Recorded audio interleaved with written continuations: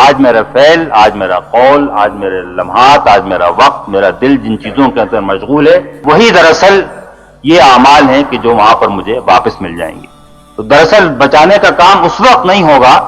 بچانے کا کام تو آج اسی لمحے سے شروع ہونا چاہیے کہ اللہ تعالیٰ مجھے ان اعمال سے، ان اقوال سے، ان چیزوں سے محفوظ رکھے جو اللہ کی آگ کی طرف لے جانے والی ہے۔ اللہم اجرنی من النار۔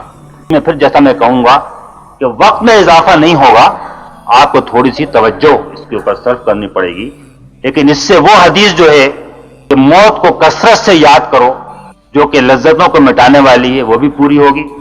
وہ حدیث جو ہے جس میں کہا گیا ہے کہ دلوں پر جو زنگ لگ جاتا ہے اس کا علاج قرآن کو کثرت سے پڑھنا اور موت کو کثرت سے یاد کرنا، وہ بھی پورا ہوگا۔ دن میں آپ کتنی ہی مرتبہ یاد کریں یا نہ کریں، صبح اور شام، فجر اور مغرب کے بعد 2 دفعہ آخرت کا یہ پورا سفر جو ہے وہ آپ کے ذہن کے اندر تازہ ہو جائے گا، آپ اس سے دوبارہ آگاہ ہو جائیں گے، اور یہ آپ کو ایک ایسی قوت مل جائے گی جس سے آپ اپنے کردار کو بھی پاکیزہ بنا سکیں گے، اور ساتھ ہی ساتھ راہ حق میں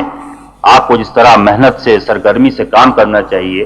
اور جس طرح اپنے آپ کو لگانا چاہیے، جس طرح قربانی دینا چاہیے، پھر یہ کام آپ کے لیے بوجھ نہیں رہے گا، بلکہ اس کام کو آپ دل کے تقاضے سے مجبور ہو کر آپ خود ہی کریں گے۔